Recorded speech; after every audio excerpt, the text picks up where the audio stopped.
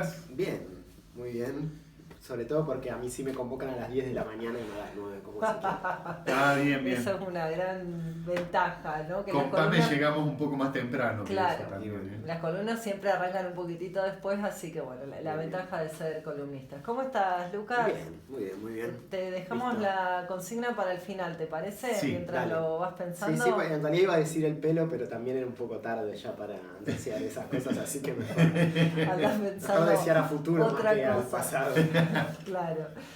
Bueno, cuando te presentamos hoy a la mañana, cuando mencionábamos que ibas a estar acá, hicimos un gran anuncio porque era más o menos como que nos venías a traer la solución y no esperamos otra cosa de vos. Además, acá el negro dijo, o no conocer al negro o la turca, que dijeron que habla re lindo, es re inteligente ese chico. La turca. La turca. La turca.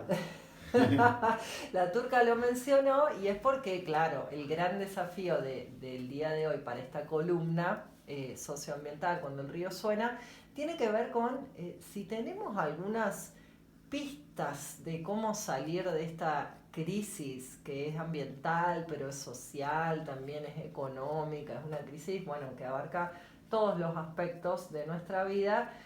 Pequeña tareita que le dimos a Lucas, ¿no? ¿Cómo salvarías el país? ¿Cómo salvarías el mundo? Y dijimos que si tenés la respuesta... Hay un tipo que se llama Superman que quizás puede ayudar en algo.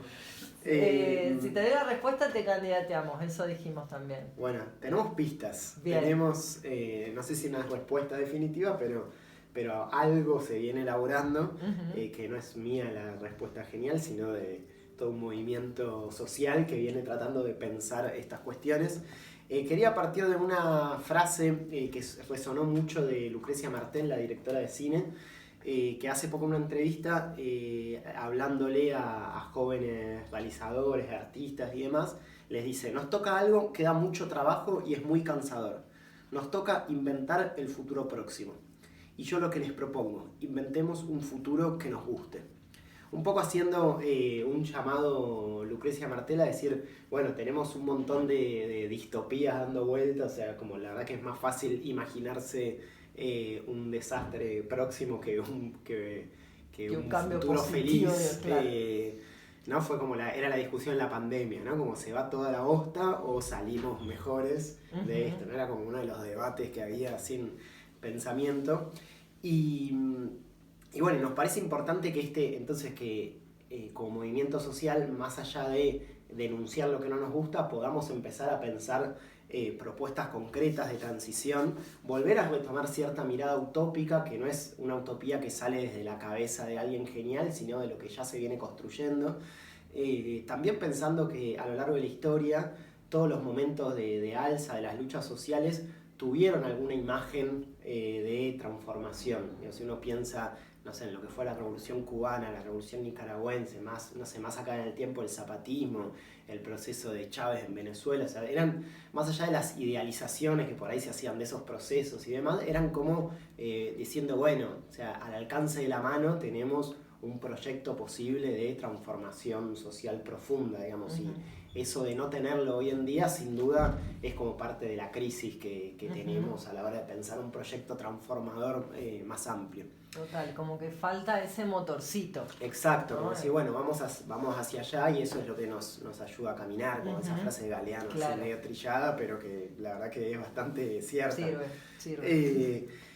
Sí sucede que quienes sí miran a futuro son las élites de este mundo, digamos, lo vemos a Elon Musk pensando en ir a Marte y un montón de propuestas tecnológicas y demás, que no me quería centrar tanto en eso, sino sí como la mayoría de las élites de este mundo están pensando que es necesario hacer una transición, o sea, ya hasta los sectores más poderosos se dan cuenta de que hay un montón de cuestiones que tienen que ver con el cambio climático y con la sostenibilidad del planeta, que algo hay que cambiar porque si no, ya ni siquiera los negocios son posibles, o sea, como que ya la sostenibilidad propia del capitalismo está en crisis y se vienen construyendo propuestas de transición que el problema es que son sobre todo propuestas de transición que se limitan a lo energético, ¿sí? A cambiar, la matriz de petróleo y gas por una matriz más verde.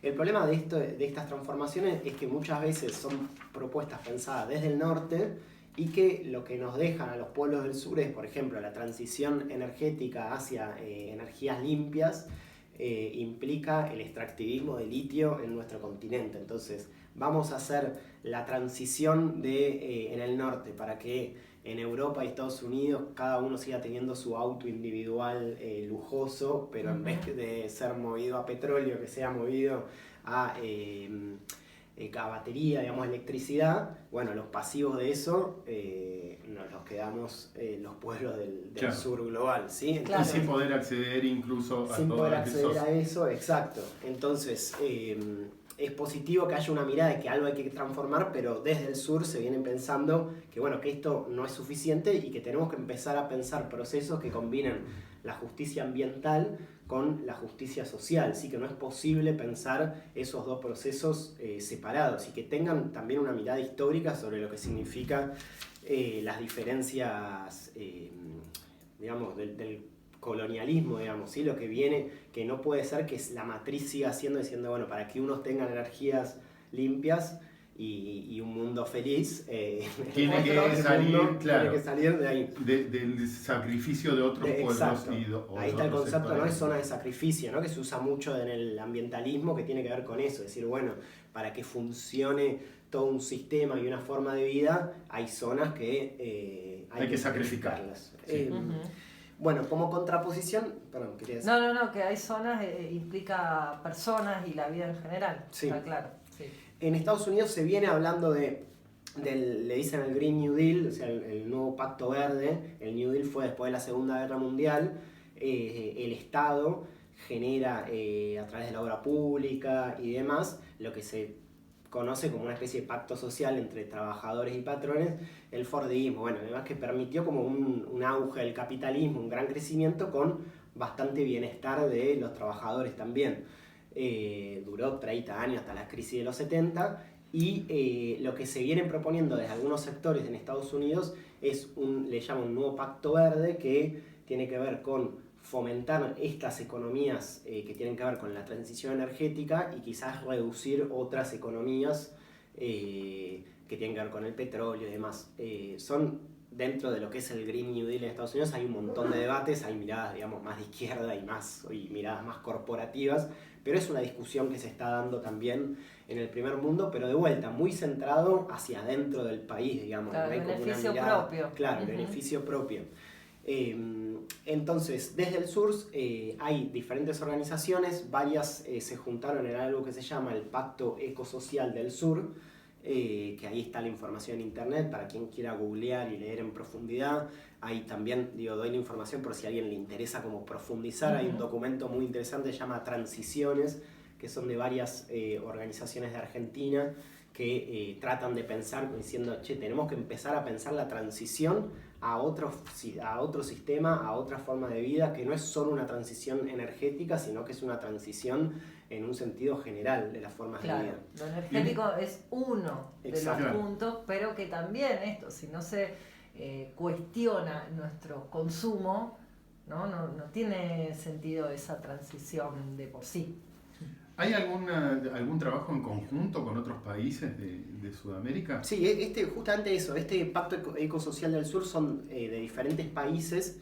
Tiene algunas, si quieren las toco así por arriba para después centrarnos más en nuestro país y en la zona, pero lo que proponen, van a ver que tiene que ver con todos los países de América Latina, es la necesidad de una transformación. Fíjense que los primeros puntos no tienen que ver específicamente con lo ambiental, pero justamente porque tiene que ver con decir, bueno, no podemos pensar lo ambiental aislado de un sistema social que justamente es el que destruye el ambiente y la vida. Entonces, el primer punto es la transformación tributaria solidaria, es decir, que paguen más impuestos los que más ingresos y bienes tienen. La anulación de las deudas externas de los estados del sur, ¿sí? Bajo la premisa de que los estados del sur tenemos en realidad a favor una enorme deuda ecológica y social que nos ha dejado este sistema a lo largo de más de 500 años y que tenemos que dejar de pagar la deuda externa y si quieren la ponemos a cuenta de todos los pasivos que tenemos históricamente como países del sur. Parece una utopía, pero ya vamos a ver por qué no es una utopía y por qué es más necesario que nunca. La premisa de esto es quién le debe a quién. ¿Somos nosotros los que le debemos al Fondo Monetario Internacional o son los países del centro los que nos deben a los países del sur su riqueza desde, bueno, podríamos hablar un Sí, poco desde la colonia, existen, sí, claro. exacto. La creación de sistemas nacionales y locales de cuidado, ¿sí? Centrar la economía, centrar la producción de bienes en la necesidad de los cuidados, ¿sí? Sociedades, pensemos que estamos en sociedades donde el cuidado es cada vez más importante, pensemos por ejemplo en el envejecimiento de las poblaciones, el peso que eso tiene en la economía y en la vida en general, entonces, y cómo si no se piensa colectivamente, se privatiza y bueno, eso genera obviamente niveles de vida muy diferenciados. Proponen también una renta básica universal que tiene que ver con un ingreso generalizado que reemplace todos los planes sociales por esa renta básica universal que cubra las cuestiones básicas de la vida. Muchos de esos temas me hacen acordar mucho a debates de la pandemia, ¿no? Sí, donde es que la cuestión de los cuidados. Surgieron ahí muchos muchos, sí, como que de alguna manera la pandemia generó, si bien no cambió el sistema, me parece que generó en mucha gente diciendo, bueno, quizás es hora, digamos, si esto que nadie jamás se lo hubiera imaginado que sucedió, quizás es hora de pensar un poco más allá de propuestas más chiquitas, digamos, son necesarias, no es que se desprecian, pero bueno, en algún momento algo más tenemos que pensar. Porque también se habla de eso, de cultivar la soberanía y la autonomía alimentaria, pensar en, recuperación y fortalecimiento de espacios de información y comunicación desde la sociedad, que tiene que ver con esta radio. Vamos, estamos ahí. Entonces. También se lo considera como parte central de una transición ecosocial. La autonomía y sostenibilidad de las sociedades locales, ¿sí? Esto también en la pandemia se habló mucho, cómo se fueron fraccionando los lugares y la enorme dependencia que tenemos, pero no la dependencia del pueblo de al lado o de la producción de algo de 800 kilómetros, sino que recibimos cuestiones manufacturadas a miles de kilómetros que podían ser producidas en más cercanía, con trabajo local. Y con otro costo para quienes consumen. Y bueno, la necesidad de una integración regional y soberana. Esto es para toda América Latina. En Argentina, esto se vuelve más urgente que nunca. Varias de las personas que participan del Pacto Ecosocial del Sur vienen hablando de lo que se conoce como el consenso de los commodities, que pareciera que todas las fuerzas políticas de Argentina, si bien hay mucho debate y demás, pero hay ciertos puntos que no se tocan. Pensemos, por ejemplo, en Vaca Muerta, ¿sí? O sea, todas las fuerzas políticas, económicas, mayoritarias dicen Vaca Muerta es lo que va a salvar a Argentina porque vamos a pasar de necesitar plata, dólares para comprar hidrocarburos y ahora tenemos superávit y dentro de poco vamos a empezar a exportar y se acabó la falta de dólares en Argentina. Creo que no hay sector político más o menos grande que no piense algo parecido a esto. Sí. En todo caso se puede discutir qué se hace con esos fondos y demás, pero todos consideran que Vaca Muerta hay que explotarlo y hay que sacarlo. Vaca Muerta es parte del fracking y lo que se conocen como energías extremas, ¿sí? Energías fósiles que son cada vez más difíciles de extraer, pero como las que eran más fáciles y rendían más también, que eran las convenciones las explotaciones tradicionales, ya no hay tanto, se pasa a explotar estas que se llaman extremas. ¿Qué pasa? ¿Argentina necesita los dólares? Sí, necesita los dólares, creo que no hay duda de eso. Quería traer brevemente lo que pasó en Ecuador, no sé si oyeron hablar en Ecuador del parque Yasuní, que en su momento el gobierno de Correa dice había un gran parque nacional donde se descubre petróleo, ¿sí? El gobierno de Ecuador dice, nosotros necesitamos los fondos del petróleo, ¿qué hacemos? Y entonces se abre un fondo, dicen, nosotros en este fondo el mundo tiene que depositar plata y lo monetizan cuánto valdría ese petróleo para que Ecuador mantenga ese petróleo bajo el suelo y el Parque Nacional siga como un espacio natural y protegido. Además es un lugar donde vivían comunidades originarias de estas que están en el Amazonas que optan por no comunicarse con el resto del mundo, entonces como un lugar muy importante protegerlo. Y bueno, el ministro Alberto Acosta, que es parte de este Pacto Ecosocial del Sur, encabeza esto diciendo, a ver, el primer mundo se tiene que hacer cargo porque el petróleo no lo vamos a consumir nosotros. El petróleo, ¿quién lo va a consumir? Y bueno, y Ecuador necesita recursos, es una sociedad pobre y demás. Entonces, bueno, como una apuesta a decir, nosotros no queremos explotar el petróleo, pero si el primer mundo no nos deja otra, lo vamos a tener que sacar. Bueno, finalmente se avanzó, hubo un montón de protestas y demás, pero fue como una discusión a nivel mundial que fue interesante para tratar de pensar alternativas claro, a que eso. rompe las lógicas netamente de cómo se conciben muchas de los debates que tiene que ver con que, bueno, mi recurso, entonces el país que tiene Claro. el recurso define, y acá hay recursos que son estratégicos a nivel mundial, ¿no? Está claro, como el petróleo. Entonces, interesante también esta lógica de pensarlo más globalmente ciertos debates. Sí, y acá pensamos también, en Argentina tenemos, por eso se habla tanto de la cuestión de la deuda externa en estos documentos, que es, en Argentina siempre estamos atrás de un nuevo, de algo nuevo que nos salve. Digo, cuando no era el precio alto de la soja, pasa a ser, todos proyectos vinculados al extractivismo, Claro. entonces pasa a ser el litio, y si no es el litio es vaca muerta, y si no es vaca muerta se descubrirá algo para saquear próximamente, y todos esos fondos van al pago de la deuda externa y a la fuga de capitales hacia el exterior. Entonces, si no pensamos algo o sea, no es cierto, digamos, estamos hace años yendo atrás de quién sabe qué cosa, hay un piso de pobreza que no baja, y nos queda el ambiente devastado. Entonces, desde el movimiento socioambiental consideramos que es evidente ya esto. Incluso, se vivió una sequía enorme hace un año que puso en crisis, puso en tensión, una de las grandes causas de la pérdida también del gobierno de Alberto Fernández, más allá de cuestiones políticas, la crisis económica que vino después de esa gran sequía. Entonces, es como cada vez más evidente que los fenómenos extremos van a ser cada vez peores, y que si no pensamos en profundidad un cambio más grande, nos podemos estar atando siempre a algún salvavidas nuevo, pero lo que va a quedar es devastación y es pobreza, y está recontra demostrado. Claro.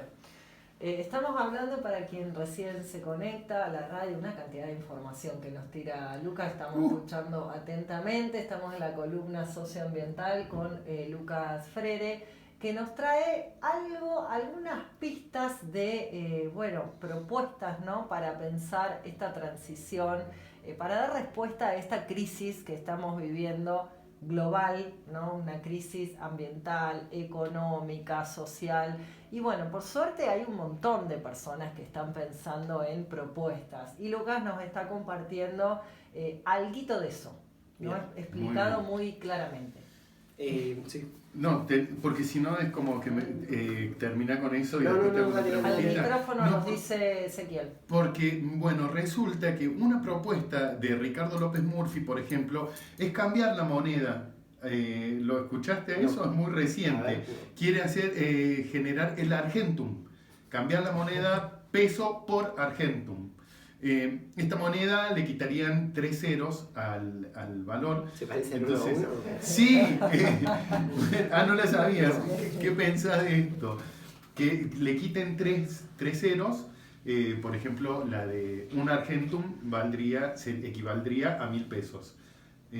Sí, no sé específicamente de la propuesta, sí me parece que con respecto a lo económico y eso vinculado a lo ambiental, realmente creo que es tiempo de pensar propuestas radicales, o sea que no nos queda otra que pensar propuestas radicales. Si no pensamos alguna forma de control del comercio exterior de verdad, no hay salida, y parecerá, y seguramente no será de la misma forma que, no sé, que el IAPI de Perón, o no será la Unión Soviética, pero alguna forma de control del comercio exterior Argentina tiene que tener. Alguna forma de decir, de cuestionamiento del pago de la deuda externa, Argentina tiene que tener. Si no hay eso, saquémosle 3-0, hagámoslo dividido 3, no sé. No sé, digamos, o sea, quizás hay propuestas que darán estabilidad un tiempo, más, menos, pero el núcleo del problema económico de Argentina, que es una economía que necesita todo el tiempo dólares que van a la deuda externa y a la fuga de capitales va a seguir presente.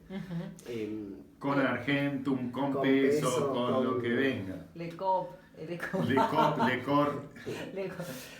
Un mensajito también que nos llega de un oyente que dice la energía solar, eólica, etcétera, no son limpias, a lo sumo son renovables. Excelente el tema de la columna. Mensajitos que nos llegan acá, el 266-400-3011. También decirle a la gente que todo esto que hoy nos contaste vos, que bueno, como sabemos que acá el tiempo es limitado en la radio, pero quien escuchó y algo de todo esto le resonó y quiere seguir investigando, se puede buscar esta información. ¿Dónde, Lucas? Se busca eso, Pacto Ecosocial del Sur. Después también comentaba un documento que se llama Transiciones, que es de varias organizaciones. Y bueno, si se googlea ahí Transiciones, no me acuerdo el nombre completo del documento, pero ponen Transiciones, Fundación Rosa Luxemburgo, y hay varias organizaciones ahí que participan, eso sale. Bueno, y un poco para ir cerrando, pensar algunas cuestiones vinculadas a estas propuestas. Digo, hablamos de necesidad de cambio en la matriz energética, de la forma de transporte, de las economías populares, del cuidado y demás, para pensarlas más en clave local. Una de las cosas que pensaba es, por ejemplo, nadie pareciera en esta zona está pensando en la cuestión del transporte público. Digamos, vivimos en una zona donde tenemos una dependencia del transporte individual que es impresionante. Sí, o sea, actualmente es muy difícil vivir sin el transporte individual. Yo vivo en los Molles, 3 kilómetros para abajo, tengo que ir a lo de un amigo que vive en Carpintería, 2 kilómetros para... O sea, actualmente hay como una dependencia muy grande. Inclusive dentro del mismo Merlo, que es tan largo, ¿no? Y tantas distancias, es complejo. Y para ir de Piedra Blanca a Cerro de Oro te tenés que tomar dos colectivos. Sí, y la dinámica de este territorio, que ya la hemos charlado muchas veces, tanto tras la sierra como la costa de los Comechingones, o Santa Rosa del Conlara, que hablábamos hoy, ¿no? Con su intendente, hay mucha vinculación entre Merlo y todas estas zonas. Sí, bueno, cuánto tiempo sin llegar el colectivo desde Tras la Sierra hasta el centro de Merlo, o sea, un montón de cuestiones donde evidentemente se ve que no es algo que esté en la agenda prioritaria y debería estar por la sostenibilidad ambiental, y también es una necesidad social de un montón de gente.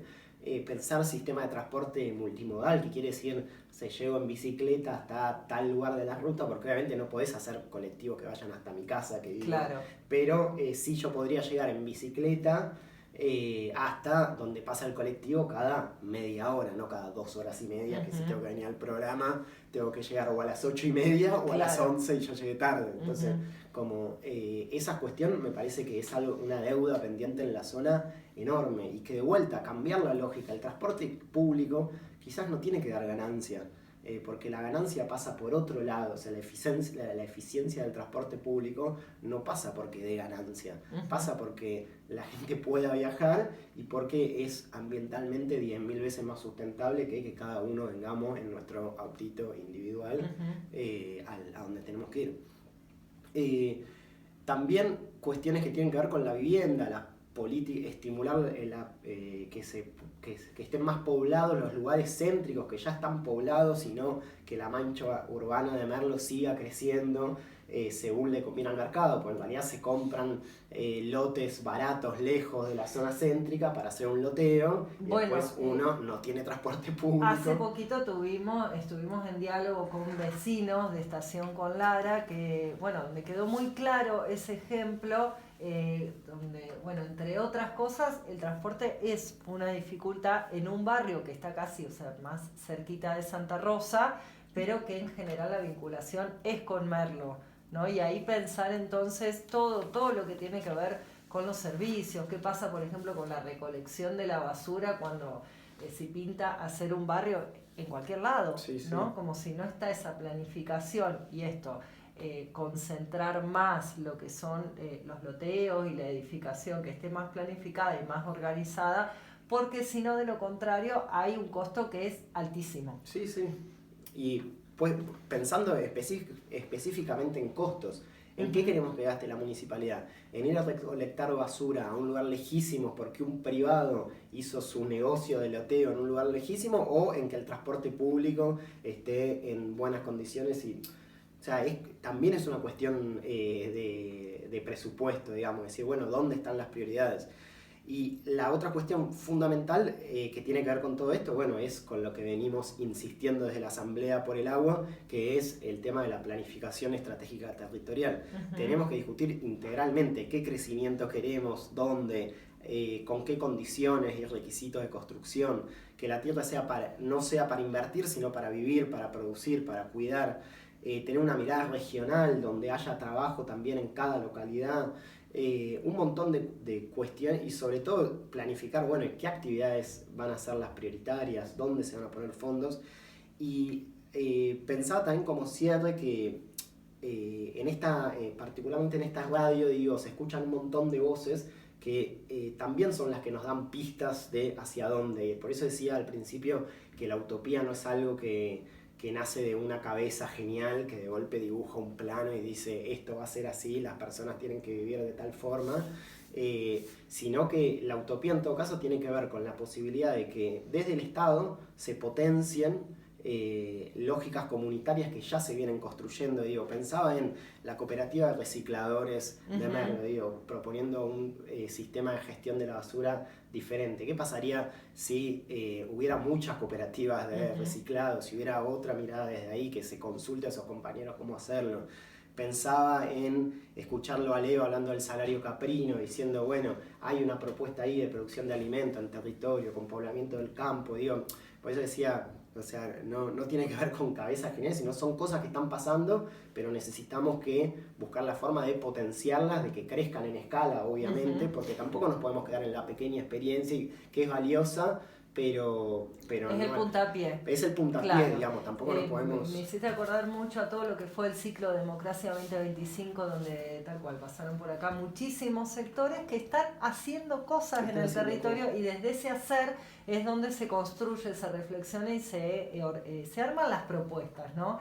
Recuerdo también el sector de artistas que decían, bueno, muchas veces no somos convocados los artistas para pensar la gestión cultural, por ejemplo, ¿no? Y hay muchos artistas concretamente que hace años vienen haciendo propuestas culturales. Digo, esa y tantas otros sectores. Sí, o sea, pensaba, bueno, ¿qué pasaría si una parte del agronegocio que vemos ahí en los círculos en el valle, que tienen agua y demás, se dedicara a abastecer a la abastecer zona. Alimentos locales? Sí, evidentemente hay agua, hay de sobra Sí.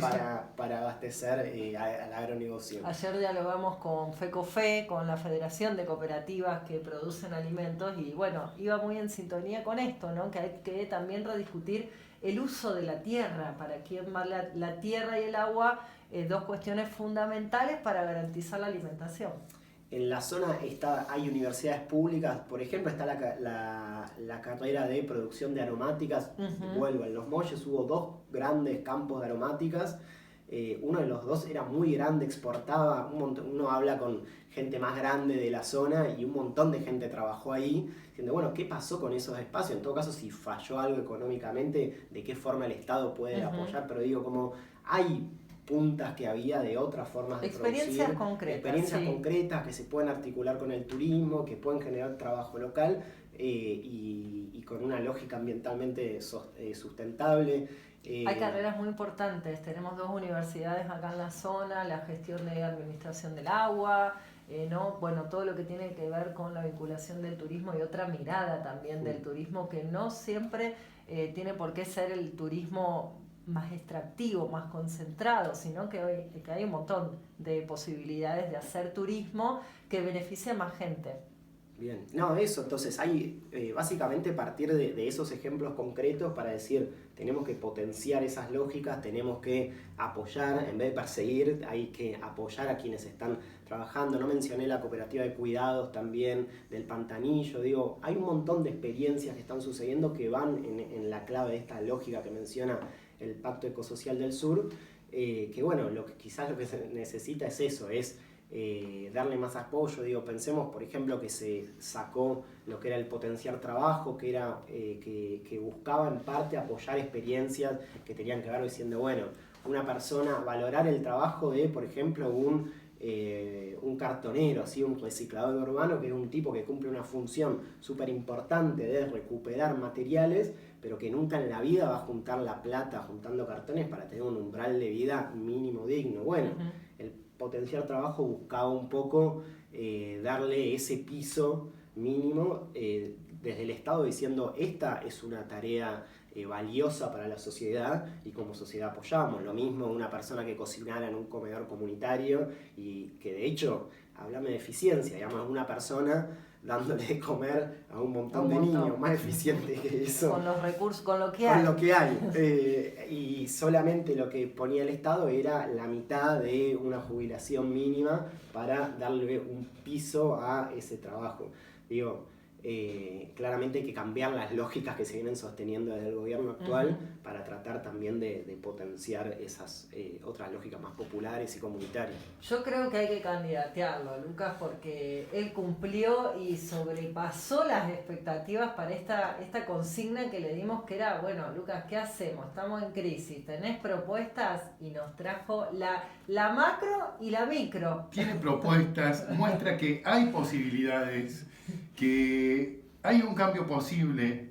Me gustó lo de agarrarse de la utopía como algo que se puede llegar a concretar. Al micro nos dice el operador nos reta, por eso. Medio torcido, me va a agarrar tortícolis.